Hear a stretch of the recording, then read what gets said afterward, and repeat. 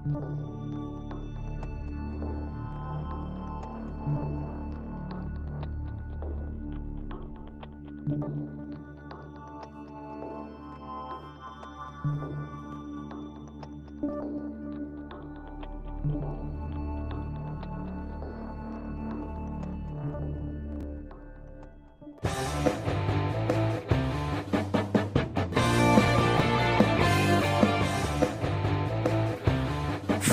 then and now, a fun look at football nostalgia and the modern game intertwined.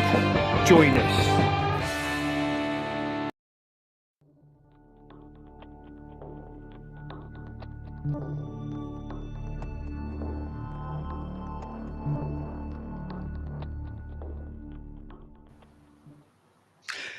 This is episode 57, and we are back with an Everton theme. It is Everton week on Football Then and Now, Chris. We carry on, of course, and we're going to talk about our memories of Goodison Park, been many, many times over the last 30 years or so. But you've got a couple of on this date in football histories to put at us before we go into our memories. Well, there was two, obviously, as you just said. My feelings were, the first one, the second was a bit like, usual Everton misery, and then the second one, which is all above that one, funny enough, was, something a bit more happier times, more, what Everton, I suppose, if you were born in that era or old enough in that era, you would have witnessed, England winning the trophy. And, Malfunction at the junction there. Carry on. Fine. I was like, we're walking through already. So I'll set you up, Stu. I'll go with the misery first. So we'll end in misery and end in a bit more, cheerfulness in the second one. So in 1984, on this day, Stu, Everton finished 7th with a dismayed start to the campaign. And we know how this goes, Stu, because we've witnessed this ourselves in many seasons. But as you remember, Howard Kendall was there. I think he left by this point and then came back, didn't he, in 1984? But I just don't think in this season, his second reign wasn't as effective as his first reign, as we all well know. But Howard Kendall's a legend, and it's like his second and third reigns weren't anywhere near as his first reign. And you've got to still respect the fact of what he brought to the club and what we sort of, I wouldn't say sort of, but what we accomplished under Howard Kendall in his first reign. No manager to this point has got anywhere near what Howard Kendall done for our club. So, yeah, that season wasn't very good. It was back and forwards, but obviously we did win the World Cup. I was going to say then, Jesus Christ. We did win the FA Cup that year as well, Stu. We beat Watford in the final, if you remember rightly. I think that's the one when Elton John was having a bit of a cry, wasn't he, at the final, because he couldn't cope with the loss. What a shame, eh? I'll move you on to the second one, because this one's a bit more, as I say, a bit more cheerful, a bit more, I think the older Evertonian would remember this. You've got Brian LeBone there holding the FA Cup. So basically, this is 1966. I think we won the FA Cup, didn't we? I think we won the league that year, didn't we? Or were we wrong? I might be wrong. But we did fantastic considering. I think Liverpool were quite ruthless that year as well. Man United actually were very good that year, surprisingly. I didn't think they were. I think they were a bit later on, but I'm wrong there.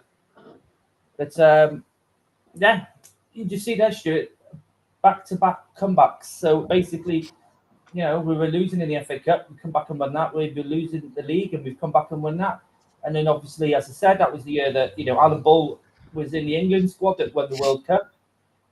So it was for the UK as a whole, it was a very celebrated sort of year, wasn't it? 1966. We were on top of the world. And we did maintain that quite through the 60s, 70s, and 80s, and then obviously the 90s is where things start to drop off, as you well know, Stuart, because we lived through that ourselves. Obviously, speaking to Jim Kjorgen on Monday, sorry, even said the reason he thinks why we got caught up is we didn't move quick enough like everyone else was, Stuart. Stadiums and everything else. That was it, wasn't it? Yeah, absolutely. And for years and years and years trying to sort that. King's Dock.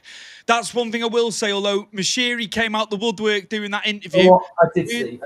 We had more out of him on that than the whole time he was there, wasn't it? Because the time when we needed to hear from him, he was on mute. But as we've said before, the stadium was put in place by him. That is one thing we can take away from Mashiri's poor tenure as owner, accounting. We were spending money left, right, and centre, but he has made the new stadium. That's a form. That's all done and finalised now. I'm ready for August. Of course, we've had a little bit of news as well. It has now been announced that the women will play at Goodison Park. Yeah. So that has now been, it was spoken about, wasn't it? There was rumours of it. It wasn't confirmed until yesterday. So at least we can go to Goodison, of course. I'm not sure what it'll be in terms of attendance. Obviously, they're taking seats out, aren't they, and stuff like that for the fans as commemorative things. But at least we'll be able to go up to Goodison, and it'll be good for the pubs up there as well, won't it? We were talking about it last week while we were on the tour. Yeah, it keeps everything up. It keeps everything alive up there, doesn't it? More importantly, it keeps Goodison alive. And if people want to go back to Goodison, they can now, and still watch a match. And the ladies, obviously, I've fallen on hard times just as much as the men's have. But I think this is such a great intent by Everton, giving the ladies team a football ground. I don't know how many other ladies football team have a natural football ground to play, but it shows Everton's intent, to push the ladies team on more and try and get them up to a good standard as well. And I think that's great for the football club. It's great from the Freakins, that they're going to maintain 2 stadiums. Obviously, we don't know how long for, but I just think it's a great offering for the ladies team, and I'm happy for them. Well, hopefully the under 21s will get there as well. They can use it for the other games as well. They're fantastic that they're going to keep it going. Mashiri did say they reckon the stadium have had to have been knocked down by 2028, but I don't know about that, because if they're moving them in, I don't mean it'll pass all the safety stuff anyway, won't it? They'll do all the checks and what have you. Keeping that going and it not being knocked down and turned into flats as we've seen with different, areas where grounds have been knocked down. So fantastic they're carrying it on. I just want to move us along to our tour at Goodison last Wednesday. So week last Wednesday we went, didn't we, mate? I've got a video here now. I've had a bit of issues with the video so far. Okay. So I will try my best. We can talk over what's being shown on the images here. The first bit's going to make you laugh because it's the start of the journey. So we can do a bit of commentary over the visual for our audio listeners. That's what I was thinking. So I'll fire it up. So yeah, this is the tour, the start of the tour last Wednesday. Obviously Colwyn Bay there, Chris. Not much going on. And then outside the ground there, we played Everton Chile, obviously 11 years ago. They came over and played a game, as you can see, outside the stadium here at Goodison, Chris. I know, I walked past that and I asked you, where was that? I must walk past it, filming other things. But it was great to see all the legendary sort of time frames along Goodison Park, wasn't it? We've never been in the hospitality bit, so it was quite nice to start it off there. And there's the Cup Winners' Cup, obviously, that we won back in the 80s there. And the league trophy there, the old First Division trophy, which was sponsored by Canon for 3 years, never left Liverpool, as they said on the tour. Here's the media bit. I've got some images of the media bit. I've got images to come in after all this, but yeah, I just thought I'd play the video. And then I'll just pump in. Obviously, it's going down the tunnel, Chris. I don't think there's any for us to talk here. Just let this run.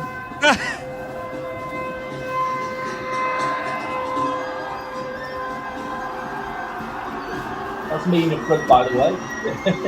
You're not noticing.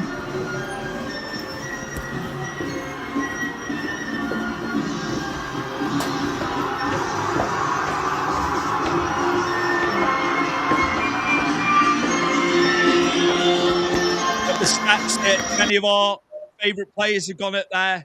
Yeah. It was just a great day, wasn't it? It was great to go and do it. The tour lasted an hour, of course.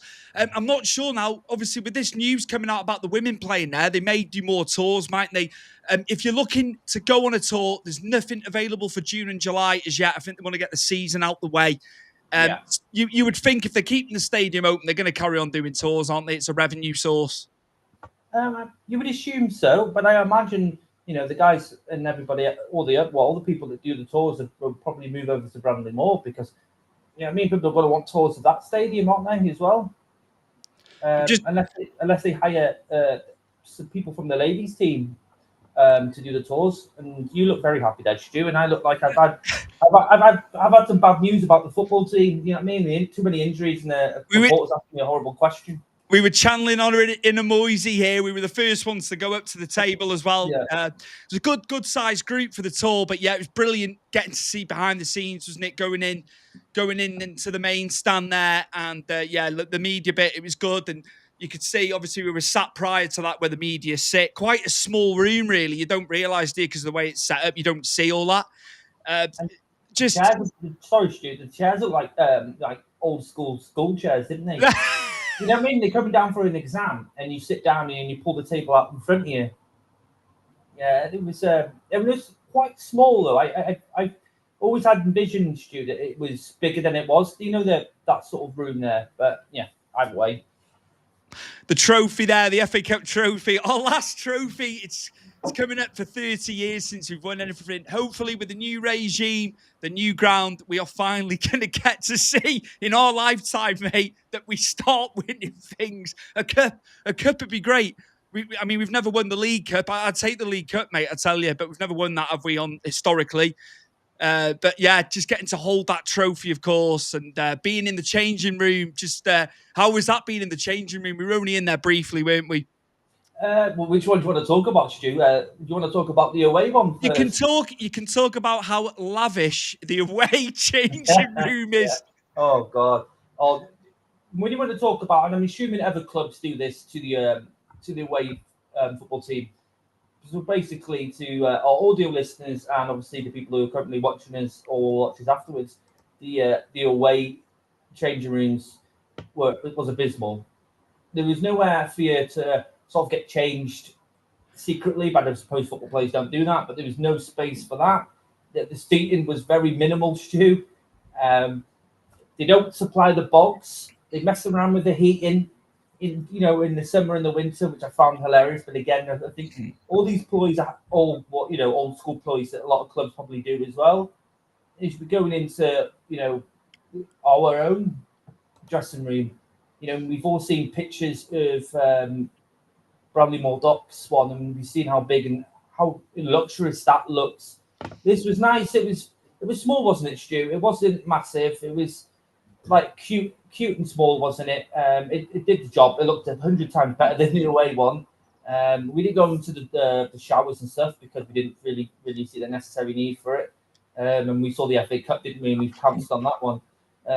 But yeah, Ferguson was there. I don't know when, he didn't say when, but Ferguson actually put his own top there and told anyone take a seat and be coming for you.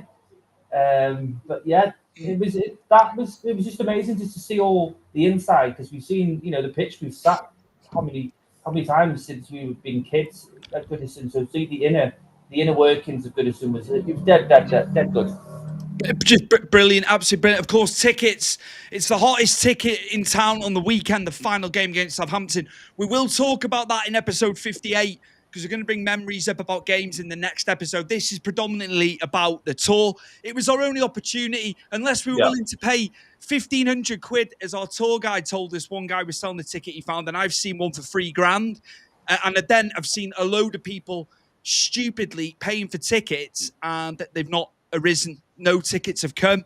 People have got to be very careful. If you're going on groups leading up to Sunday, I would not be. If someone says they've got a ticket and they're selling it, just use your brain a little bit, because I've seen people lose money. Someone was told they were going to send their tickets digitally to them. They'd given them 400 or 500 quid for 2 tickets. They've not seen anything, and the person's pulled a fast one. Sad, really, that it's come to that. But Pete, there's chances out there. There is. There's people that are going to do it. the We've world. got a comment. We've got a comment from Richard Crowhurst. Hey up, chaps. Hello, Rich. Hope you're well. Hope all Big is. man, Rich. And we've got Lewis Young as well. What was your best memory in Goodison Park? We're going to talk about that in the next episode, Lewis, but we're pre-taping it. We're taping it today. We're going to put it out on Friday because this is Everton week for football then. And now, of course, the final game for the senior men's squad at Goodison Park. So look out for that episode later on in the week. Me and Chris will be back for that, of course. But yeah, Chris, any more about the tour? I've got some more images to come as well, just from the outside. We've got the background there, but I've got the full image. Obviously, the famous Gladych Street end. We've had some nights and Yeah, days we have. in that Absolutely. stand. As I said on the tour, that's where all the noise comes from initially, and then it reverberates around the stadium, doesn't it? Just some great nights in there, Chris. Listen, we've been through pretty much most of the places you can sit at Goodison. I think I've not done the upper Bullings. I think that's the only place I don't think I've sat. But yeah, Gladys Street, that's where you want to be, isn't it? It's either Gladys Street or the Park End. I know, Stu, you love the Park End because you like winding the other opposition up. But yeah, the Gladys Street, lots of memories there. And we never got stuck behind a pole on Gladys Street, did we? And that was good, considering it's been a few times, isn't there, elsewhere we've had to sit in front of it, the pillar of doom, should we say. But it was a fabulous day, Stuart. As you can see, the weather was fantastic. And I think it illuminated Goodison Park even more. Just looking around when you're on the pitch after we walked up, it shone more, didn't it? And I think just looking around, it's for us, obviously, at that point we didn't know. We heard rumours that the ladies might take the stadium. Nothing was, official at that point. I think, it was, you could feel the sadness. Well, I could definitely feel the sadness because we hold so many memories in this ground, and it's either a loss or a win. It never deterred us. Well, definitely losses never deterred us. We love the wins, but we kept on coming back, and it's like I always say, and I think you probably agree. It's our home away from home. This is the only place in the world you can go to and feel appeased and happy, and well, sometimes happy. Sure, I wouldn't say all the time, but yeah, it was our home from home, wasn't it? And everyone else felt the same. You weren't sitting on your own watching it on the telly, and having emotions by yourself. You were with 40,000 people, all feeling the same, and it was an amazing time. And I'm looking forward to Bramley Moore and seeing what we can conjure up there as well. 133 years this stadium has been going for now. A lot of firsts with the stadium, with the first to have undersoil heating. The gentleman that was taking us round, there was a lot of firsts, wasn't there? So yeah, it was. They were always bringing firsts in. We were one of the founding members of the league, of course. So there is going to be a lot of firsts connected to it. Just brilliant, absolutely brilliant. I've got an image here, Chris, which I didn't know about this. You may have been aware of it when you come into the foyer, into the reception area. The latest team that have come to us was obviously Ipswich, the 2-2 draw. This is a feature in the main reception as you come to the Goodison Road entrance. So when Southampton turn up on Sunday, that jersey will change to Southampton's jersey. And we give, the team that come in, the away team, always get an Everton jersey from us, and we end up with a jersey from the club. I thought it was quite a fitting thing that they've done for years and years and years. And as you can see on display there, it was nice touch that I thought. Yeah, and I think it's even more fitting for the end of the end of Goodison, isn't it? Obviously, this has been going on for a very, very long time, but it's very fitting, isn't it? All these teams have come. I don't think Liverpool gave us a kit, did they? So the rumor has it. I'm sure they did, though. But yeah, it's fitting, and I think it's a great gesture from both clubs, giving tops either way. And they talked about Everton Chile, didn't they? And they pass each other tops every season, and I think that's fantastic. And the brotherhood of that still keeps going now, even after obviously they came in and we played them. The story of the Everton Chile was brilliant, by the way. I didn't know the ins and outs of it, so we went over there and formed a football club with the locals over there, and it's become a massive brotherhood. But yeah, that there in front of a Stu. It's great, isn't it? And obviously we'd never seen that before. So we're always outside of this area. So yeah, there was a lot of things I think we could have been shown as well as Stu. I don't know. Obviously, make it a negative, but I said this to Jim on Monday. I would have liked to seen a bit more. We did say this, not just a main stand. I would have liked to have been taken all around the ground, but I suppose that's going to be longer than an hour, isn't it? Mm. It's just one of them things, and I think because they've got so many tours running, along, like we could see people further down than us that come, so setting it up. But yeah, the hour, as you can imagine, listeners, viewers, the hour went so fast. Yeah. But again, we had to do it because we're not going to get to see the senior team there, ever again.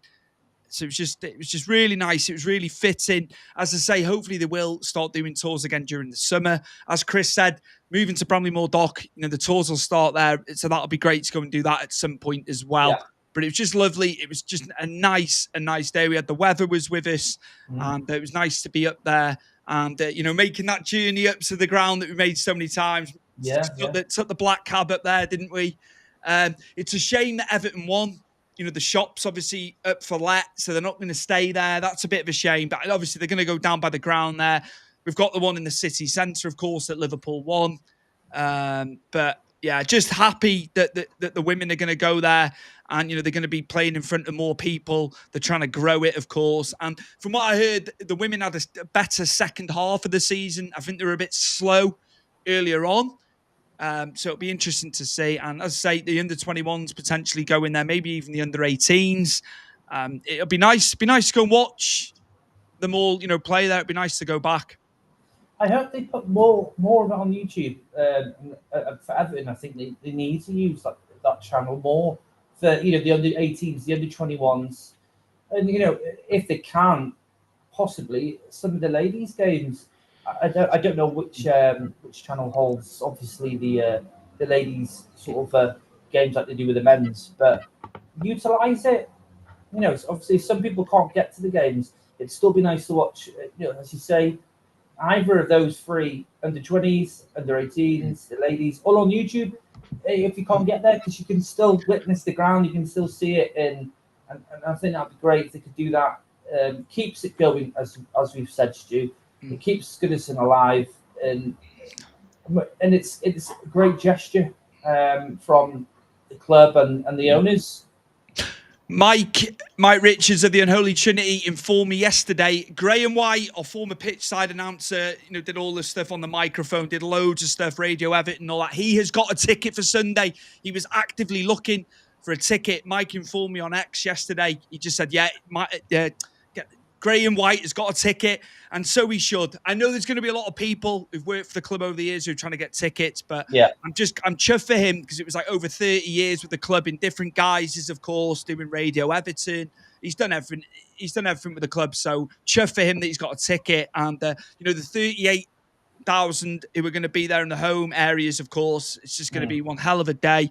The game is obviously on at the pubs surrounding the ground as well. The Spello, all of them are going to have the game on, so you can have a lot of people in the pubs, aren't you, as well? And then subsequently, off the back of the game, everyone's celebrating just the grand old lady one more time. Yeah, so hopefully it's a win, isn't it, to round it off? Absolutely. But no one knows, I've harped on about this a couple of times over the course. Southampton have beaten us twice this season. We need to go out on a high, and he's got the players. A lot of the players are back fit now, aren't they? We were very strong second half against Fulham, so I think it does bode well. But Southampton made it difficult for City the other day. Ruben Diaz was not happy at all. They sat back. What do you expect them to do? You're not going to go. You're not going to go hammer and ton against Man City, are you? No. It's stupid. They've got a team that can pretty much maybe ball Liverpool, Arsenal. No teams can go head to head with them in their same style of football. This is not possible, and I think he needs to wake up or wobble his head a bit. Southampton are we're always going to defend and try and catch them on the counter attack. And I think, as I said, ball a couple of teams in the Premier League. Every other team does that to Man City. It's nothing new. I found it hilarious. But yeah, hopefully, mate, we'll see. The final goal will be an Everton player, of course, because that'll go in history for the senior team. Game. Now, that'll be really good. So we will be watching the game. It's a 12 o'clock kickoff, of course, on Sunday, TNT Sports. If you can't get to the game, if you're not going to the surrounding areas, I assume there'll be a lot of Everton fans in the city centre watching the game as well. It's going to be a huge occasion, beforehand. I know people are going to be there very early. They want people there early doors, of course, to see, just soak up the whole day, and then everything at the end as well. There's a lot planned for it. It's going to be massive ahead of that. We'll be back on Friday with episode 58. We are pre-taping it. So you can comment, but they're not going to get read out. Your comments aren't going to get read out. We do have that sometimes, probably, I don't know, 99 times out of 100, we go live, don't we? I would say roughly. Obviously, your comments will get put up in the live. It's just, they won't be read out. But yeah, this has been great. This has been fantastic. We're going to come up with some matches where we've been in attendance at Goodison, of course. We've had to whittle it down, Chris. We will mention ones as well, won't we, briefly? But we've whittled it down, and we're looking forward to that. Before we go as well, I just want to thank the Sports Social Podcast Network. As you can see on screen there, Europe's largest sports podcast network. Over 550 partners and counting, of course. They've looked after us. We had Big Fight Weekly, our show years ago. MMA and boxing, they looked after us then. Stu's Wrestling Podcast, my show, which is on hiatus at the moment, but still with these guys. If you've got a podcast and it's sports-based and you want to get on board with these guys, me and Chris will tell you right now, you'd be daft not to go with these guys. Put your ads into the episodes. You don't pay to list for your shows on Spotify, Apple, or the audio side where you listen as well. Just a huge thank you to them guys. We always thank them. And we'll be back for episode 58, our match memories of Goodison over the past 30 or so years, going to the games there. And it's going to be a sad day on Sunday, but I hope everyone's in great spirits come Sunday. 100%, Stu, 100%. Great memories, and we move on, mate, and we make success where we go. Absolutely. Take care, guys, and we'll see you on Friday for episode 58, which is a pre-tape. We will not be live. Take care. Peace.